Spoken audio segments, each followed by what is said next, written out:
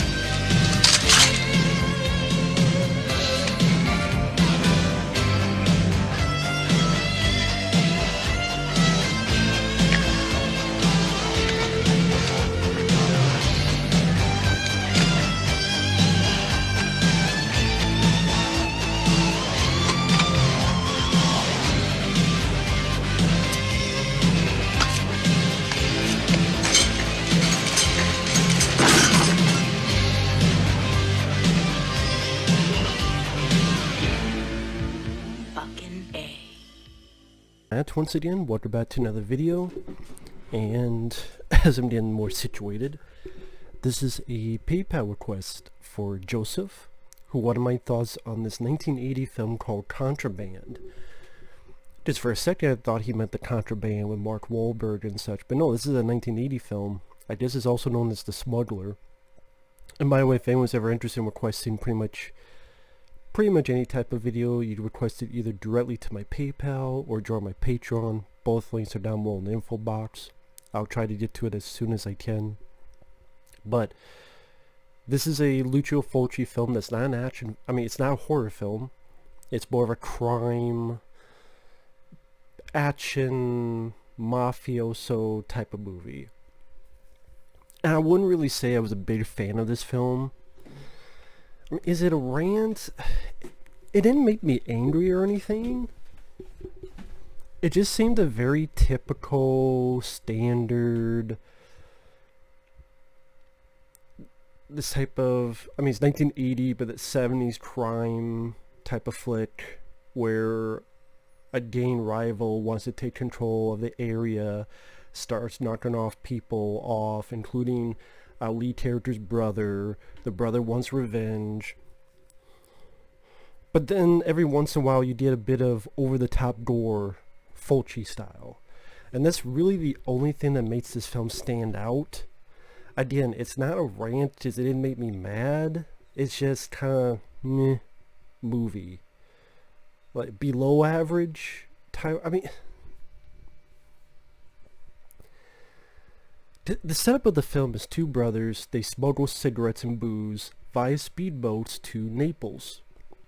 Things are going well, and they deal with the cops where they blow up another boat to distract them. They put in these dummies, these rubber dummies, and shoot them full of holes to make the cops think, oh, those must be the bodies. Then, of course, when they find out they're not, the smugglers are already far, far away. One night, one of their places is burned down, and it seemed like the horse was way too close to the fire. I'd read there have been movies where like a barn's on fire and horses run out, but this one, it seemed the fire was really near, and then the horse is like over here, scared, and that kind of made me uncomfortable. I know this sounds stupid. And then when they're on the way to check this out, you have these cops, but they're fake cops, and then they kill the brother, much in the same way of James Caan, how he got killed in The Godfather, in that same style. And it gets bloody. You get blood squibs, some of the other gore. This female drug courier for our main villain, this Frenchman, when he finds out these drugs are not the best, they're cut, they're not pure, he takes a blow fucking blowtorch to the lady's face, and you see part of the face burning up and some of the skin being reduced. That was definitely a violent scene, a standout scene. For good or bad, that's up to you, but it's definitely one of the less forgettable scenes. When they're putting the hit out on the other rivals because they want to take control of this, because they want to smuggle drugs. Our lead characters, they don't want to deal with drugs, but bad guys want to deal with drugs. So they take out any rivals in the area. So the Frenchman's henchmen, they'll shoot one guy in the mouth and the back of their head, fucking brains blow out. One person gets shot in the chest, one person gets shot in the back, stuff of that nature. And for a good chunk of there's a lot of stock characters, typical English dubbing for an Italian crime mob flick. So if you can imagine that dubbing, this is pretty much what you get here. The characters, stock, lead guy who, again, he's a smuggler, but I guess he got a little bit of morals. He's got a wife and a kid. Of course, the wife's going to get taken.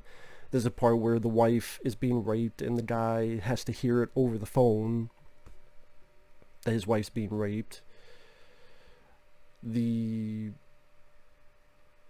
brother's been killed, so he wants revenge. He thinks this one guy did it, but he didn't do it. Then they find out it's the Frenchman. And the Frenchman's goons are cleaning house. One thing leads to another. There's a betrayal. The lead guy escapes, jumps out the fucking window.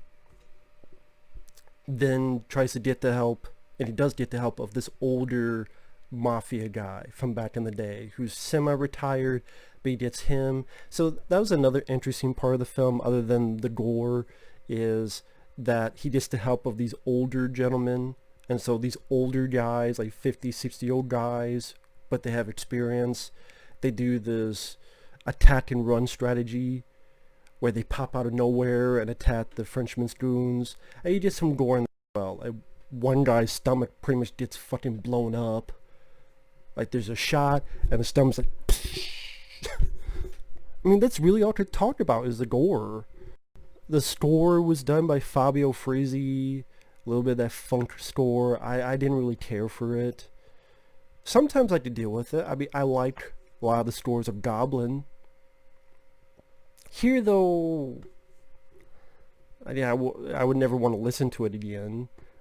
And that's kind of the film itself. Would I ever watch this film again? No, because the characters, I think it's stock characters, typical dubbing, plot. Other than when the gore pops out, there's not a lot differentiates itself from your other standard Italian crime mob flick. And then the lead villain's death is really tame. I mean, like, one guy gets his fucking neck blown out, the traitor guy, and there's one guy gets shot, he's dying, he shoots one last bullet, and the traitor who fucked over our lead characters, he gets his neck fucking blown out. That was well done. And then, yeah, one person gets shot, their fucking stomach pretty much explodes. But then at the end, the lead villain, the Frenchman, he just gets shot a couple times, but nothing that bloody, nothing that gory. This seemed like something that he should have his fucking body parts explode, his fucking face explode, his fucking head explode. Like, he gets shot. There's even a scene earlier where the Frenchman saw one of the dead bodies. Actually, the guy who shot the betrayer, the treasonous motherfucker. And the Frenchman shoots the dead body, and you see, like, the dead body's fucking head explode. Which was fairly violent. Like, and pieces of the face blow off. Why didn't the villain get that death? Like I said, the lead villain's death is very, very tame compared to almost every other death in the movie. I don't understand that rationale. I really don't. So again, I guess either you're a hardcore Lucio Fulci fan and you want to see him do something different that's not exactly a horror film. I believe this was made in between Zombie, which I think is his best one, and I think City of Living Dead. I think this was in between. Okay, he wanted to do a different type of movie. Cool.